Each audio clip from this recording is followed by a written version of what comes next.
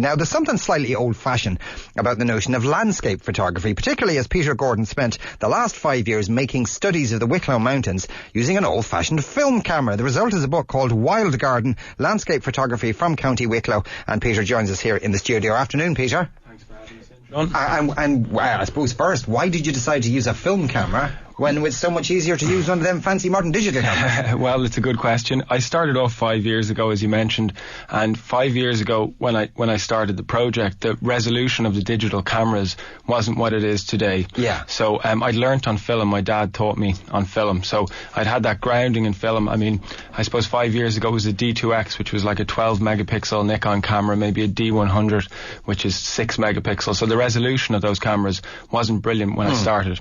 So I don't use ordinary film either. I use what's called medium format transparency film.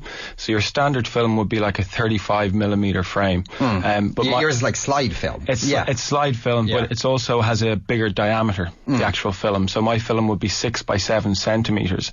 All right, so you're using a Hasselblad or something of that nature, yeah. Exactly. Yeah. So the rest got very nerdy there all of a sudden, didn't it? Yeah, you know your cameras.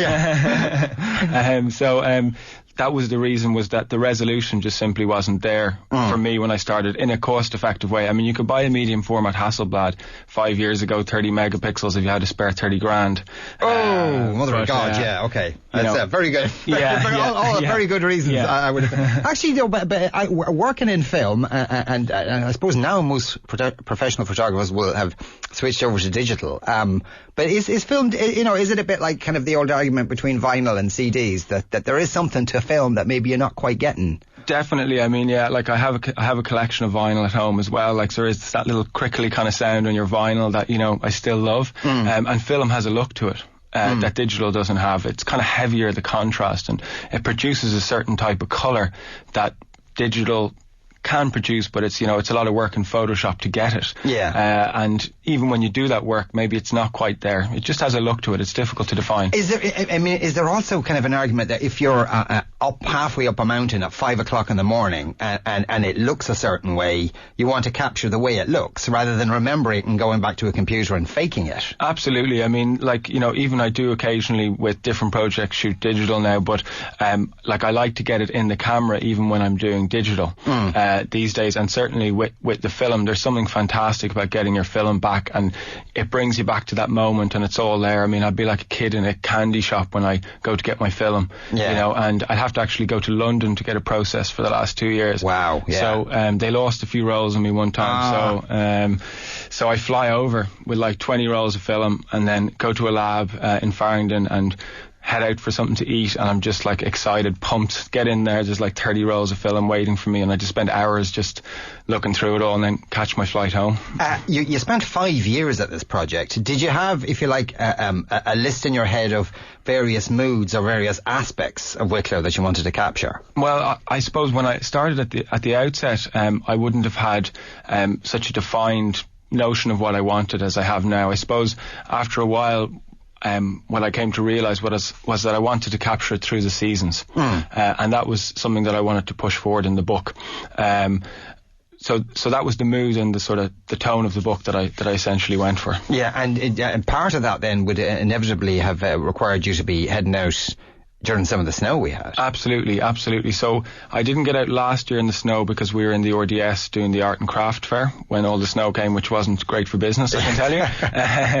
But the previous 2 years I went out and we went in a fellow photographer, actually a friend of mine, Dara, has this 25-year-old VW camper van called Wanda. Yeah. And do you own anything that's new? Well, I have a digital camera somewhere at home. The jumper's about 8 years old, but the sign's on there, sorry. Yeah. Not good talk for radio, maybe. So we went out in the camper van, and it was like Dara lives up in the Dublin Mountains, and we'd done a 360 across the road before we got out of his, the front of his driveway, and we had to be like towed by a tractor over the hill in Rathdrum, and it was pretty tricky to get in. And once we were there, one of the evenings I think it was -14, and there's no heating in the camper. It's not one of these nice white boxy kind of things you see in Camper USA or something. It's quite gritty, but it looks great. And so we were sleeping surrounded by icicles, basically. There's no heating. The condensation on the curtain rails just froze into icicles around us, and so we sleep there at night, then hike up the mountains in the day, up the Sally Gap, up the Wicklow Gap, and just shoot all day, then hike back out, sleep, go up again. So we did a few stints like that. And for that kind of photography, does it require a certain amount of patience on your part, that you have to keep walking up the mountain and no, I haven't found it yet, and presumably there are days when you think, I didn't find anything. Absolutely. I mean, sometimes you come home and you're frustrated you haven't got the picture that you wanted, but I do love just being there. So, being on your own on the top of a mountain at 5 o'clock in the morning with no one else inside is a pretty good feeling, even if the light doesn't happen the way you want it to. But then when it all does come together and you get that perfect light and the perfect conditions, and you've got a stunner in the bag, it just makes it all worthwhile. Is it difficult to get a book of landscape photography published in the current climate, etc.? The current climate, it is tricky, and that's why I've actually done everything myself. So I've published it myself. I've obviously taken all the pictures. I've been fortunate in that I've had somebody help me with the distribution, so it's in all the major bookshops and everything like that. So it's been a bit stressful to get it all done myself. My partner would probably testify to that. I told her the other day that I had 5 more projects in mind, and I could see her face. Because printing a book, just a print book probably will cost you a few bob, but especially when it's a book of landscape photography, the printing has to be just right, the binding has to be just right.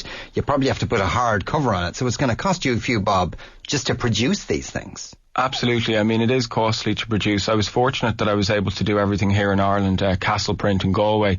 So they were great in that I could actually, as you said, the print quality is so important and the reproduction of the colour. So I was able to go down as they were printing it and pull sheets off the press, and I always kind of said there's too much magenta in that one's a little bit too much cyan, let's change things around. We're getting nerdy again, sorry. But it was great to be able to actually go down there and do that, and we got to print it on a really heavy stock paper with the hardback cover and nice dust jacket and everything, so it was fantastic.